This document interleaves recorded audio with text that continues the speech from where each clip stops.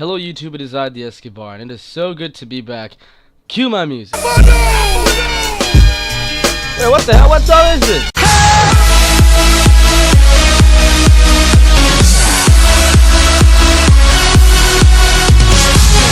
Now that's the intro I love, and hopefully you love too. Greetings YouTube, it is I, the Escobar, and I've been gone for a very long time. Did you miss me? I hope you did, because it'd be pretty sad if you didn't.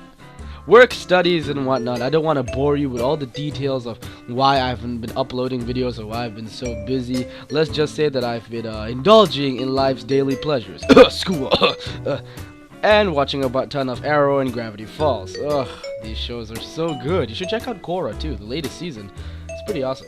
So for starters, welcome to my new channel. All my videos, if I do upload any, will be uploaded here instead. Sorry if I can't give you a confirmed schedule. It's been pretty tough. There's been lots of stuff, and I have barely any time to do my own things, like, you know, work out and stuff. I've just been starting, so you can expect my six-pack abs in about oh, who am I kidding? It'll take a long time. Boy, 2014's been quite a year for gaming, shows, and almost everything. There's been sleeper hits, Shadow of Mordor, and there's been but tons of disappointment, Destiny, Watch Dogs, Ubisoft.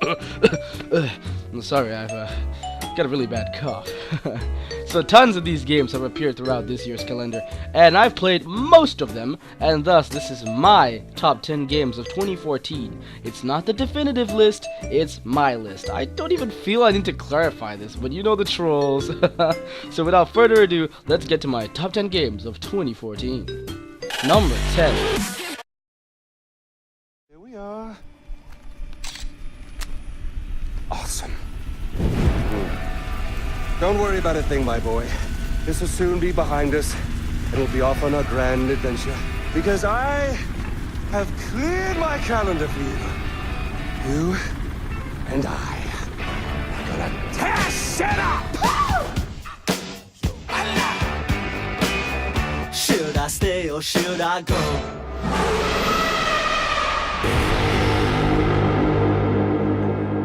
Far Cry 4. Now, despite the terrible optimization issues and Ubisoft's bullshit that has been plaguing the PC version, Far Cry 4 is still a very fun game at its core. Although Far Cry 4 stands to be very similar to its predecessor, the beautiful world of Kyrat is definitely what I prefer compared to the low-grounded islands of Far Cry 3. Now, while not changing much, Far Cry 4 does polish what Far Cry 3 gave us by improving the game's shooting mechanics and stealth mechanics, even though the co-op was pretty half-assed. And so is the story. Far Cry 4 serves to be more brutal than ever, as the animals in this game are dangerous as hell, and even so compared to the armed guards at Pagan Min's fortress. Oh, and did I mention Pagan Min? Well, voiced by Troy Baker, who honestly made the game's dull story a lot more interesting. However, the guy barely shows up in the game, appearing for about 20 minutes in the beginning, 10 in the middle, and only at the end of the game. Yikes. While Far Cry 4 has more refined gameplay than Far Cry 3, its story and characters aren't as interesting. However, if you look past that, Far Cry 4 is still a blast.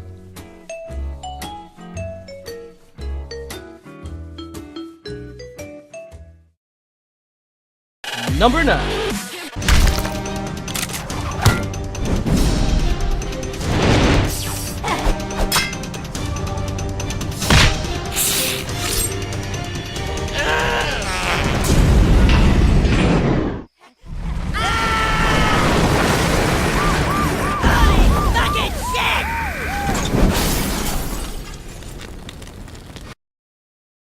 South Park: The Stick of Truth. Now, this was a game I did not expect to play in 2014. I was no big fan of South Park to begin with, so I started off with low expectations, and well, I was in for a great surprise. The game had fun, interesting RPG mechanics and felt amazingly authentic to the show, and I could tell I felt instantly welcome to the world of South Park, despite only ever watching one season of the show. The characters were well voiced, the dialogue was funny and entertaining, and the game was, well, just fun. For a show/movie licensed game, South Park: The Stick of Truth sets a standard and was a pleasant surprise and is a must play if you're a fan of the show. Heck, even if you aren't, give it a try. The game truly sets the standards for movie and show licensed games, and it's literally one of the first ones in this year or in a long time where Angry Joe hasn't gotten angry at. And if I'm not wrong, South Park is the only RPG made that has ever had farting as an actual skill or attack. My only gripe with the game is that your character by default will be called douchebag no matter what. Who am I kidding? That part was funny as hell too. Number 8. I'm starting to get pumped up! This is bad! Forgive me! Forgive me! Forgive me! You better cut that out right now! I can't stand this anymore! Stop it already! I knew it! What is this? Hope will never lose against despair. Nearly showtime! We will never give up. Here's everything that happened in this case. Danganronpa 2. Oh look, a visual novel game. Yes, I the Escobar 2 indulge in these rare and odd types of specimens, and Danganronpa 2 happens to be one that I thoroughly enjoyed. The visual novel genre is a different animal compared to games released in the West due to the games focusing more on story as compared to gameplay. But of course, games like Telltale's The Walking Dead also adopts the strategy, and Danganronpa 2 is awesome. Mix in detective skills with trial-like game mechanics, and you, the player, must find out who's the killer of each scenario, and you have the basic consensus behind this game. Throw in excellent writing, beautiful art, and interesting characters, and you'll get one hell of a ride. I'm not saying much about this fantastic story because I don't want to spoil it. This game is a Vita exclusive and is a must-play if you're a fan of mystery thriller-like stories, and if you're a fan of games that will test your mind. This is why Danganronpa 2 gets the number 8 spot in my top 10 games of 2014. Number 7.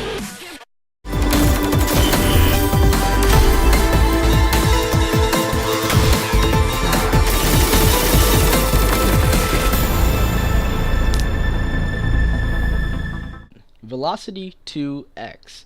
On the developer's website, Velocity 2X is listed, and as I quote, the sci-fi platformer and shoot 'em up in one adventure. Very true, except they forgot to add the words incredibly fun in between the and sci-fi. Velocity 2X is also another game that I did not expect to play in 2014, as indie games often fly under my radar very easily, but I am so glad I didn't miss this one. Mix in classic shoot 'em up mechanics with the ability to teleport around the map, and you get the basic idea of Velocity 2X. Brilliant mechanics, challenging gameplay, and beautiful design choices, and just all around fun. Own a PlayStation 4 or PlayStation Vita? Then buy Velocity 2X. You won't regret it. Number 6.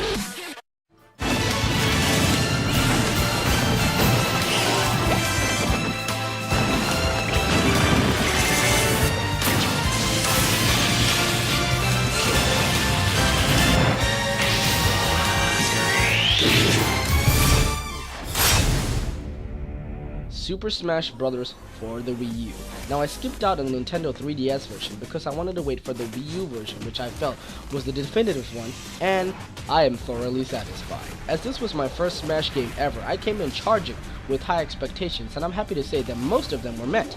The game has excellent fighting game mechanics, an excellent roster, beautiful graphics, even for the underpowered Wii U, and it even has a ton of modes.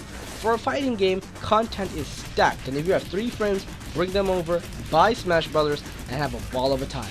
Hell, you want to play with 7 people? Bring them all, because you can have up to 8 fighters fighting each other in the 8-player Smash mode.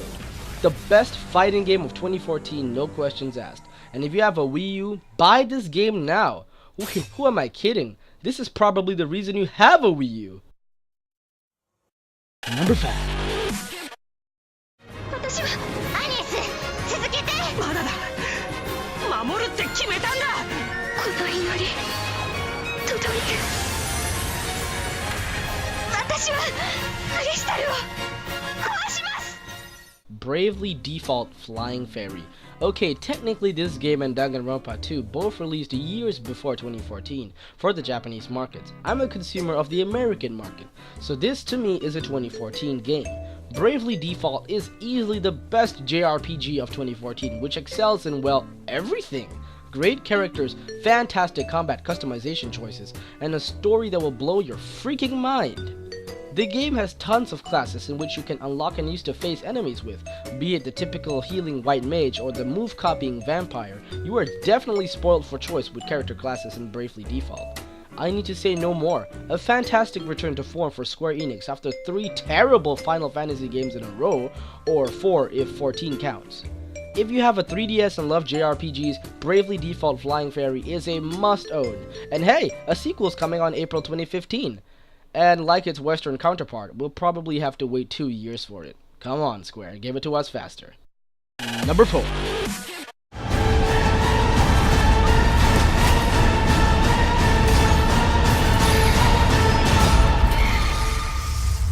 Every great war has its heroes. I'm just curious what kind you'll be.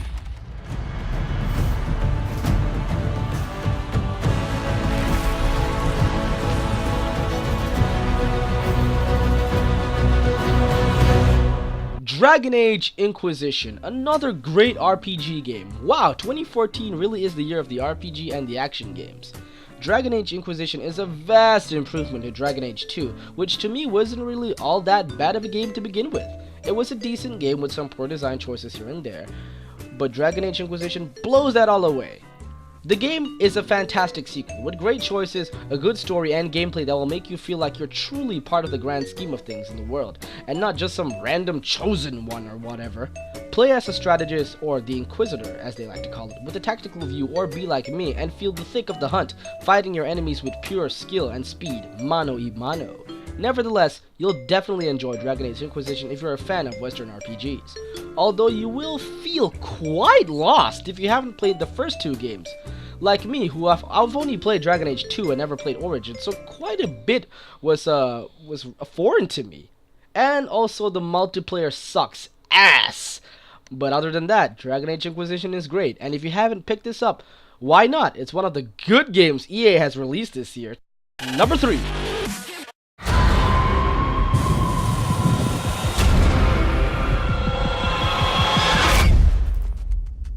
We get to shut the book. Ripley. Okay, this one might be a little shocker. I bet some of you, if not most of you, will be disappointed to be seeing this game in a rank above Dragon Age Inquisition and Super Smash Bros. But hey, this is my list of games, the list of games which I've enjoyed the most in 2014, and I enjoyed the hell out of Alien Isolation. An excellent return to form for the series' license, and done by a strategy game developer no less, which is a pleasant surprise. Kudos to Creative Assembly on this one. The game, like South Park, is incredibly authentic to its source material and draws a lot from the movies and Alien series lore. The game's atmosphere is perfect, opting to use lit up situations instead of dark ones sometimes. And I mean, that sort of makes sense. If it's too dark, you can't see the alien. But if it's too bright, you can see him and avoid him.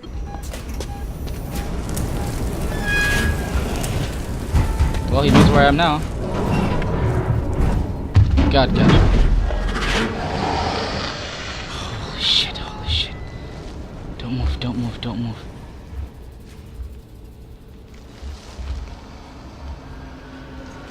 How did he get here so quickly? Alien Isolation is also one of the hardest games of 2014, and I know the Dark Souls 2 fans are gonna be up my ass on that one. I don't care, you're gonna die a lot, especially if you play on harder difficulties. It's no cakewalk, I'll give it that. Great graphics, excellent gameplay, and a great survival horror game despite diverging to action sometimes.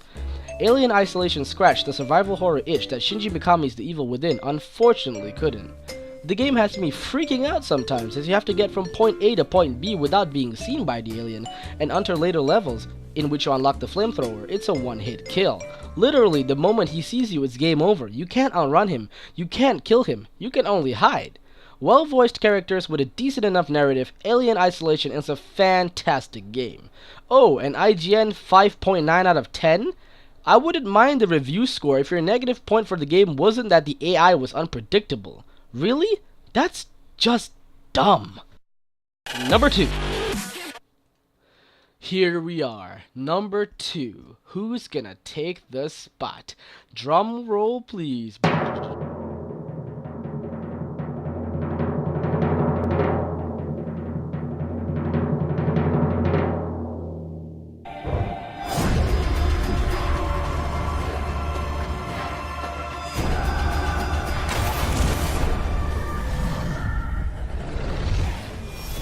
Middle-earth, Shadow of Mordor. Now I'm sure you've heard tons and tons of other YouTubers speak of the Nemesis system and how fantastic it is, and I don't want to make it sound like a broken record, so I won't go too specifically into it.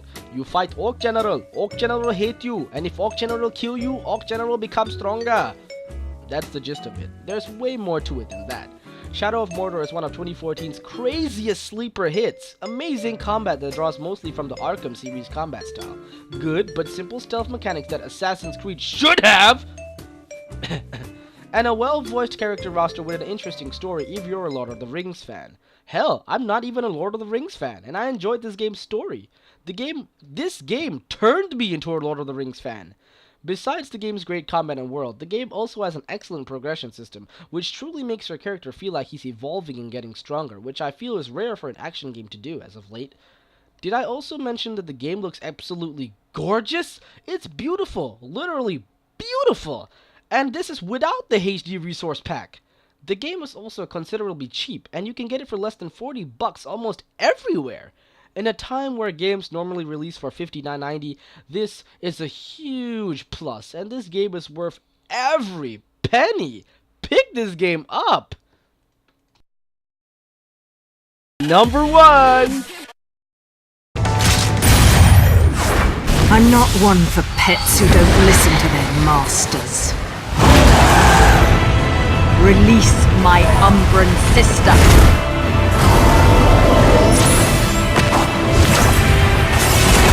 Seal power beyond time.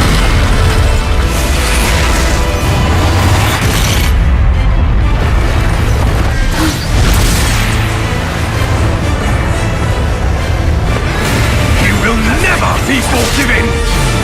Your sins must be punished. He will draw his last breath before me! Bayonetta 2. Easily the best hack and slash game of all time. That's right, I'm looking at you, God of War and Devil May Cry. Bayonetta 2, while not diverging much from the hack and slash genre, polishes the genre's mechanics to its maximum potential, with excellent depth to the game's combos and moves. The game is just downright fun. Beating up angels and monsters have never felt so satisfying. The game is a cast of hilarious characters like Cereza, or Bayonetta as she prefers, who simply can't be phased. While not the best looking game of 2014, Bayonetta 2 still holds up despite just being a Wii U exclusive. It runs at a smooth 60 frames per second, so you'll see the combat fluidly and beautifully. And I do recall that a certain company, a certain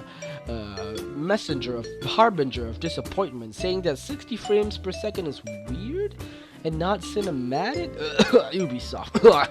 Superb gameplay and insanely good boss battles. Did I mention the boss battles?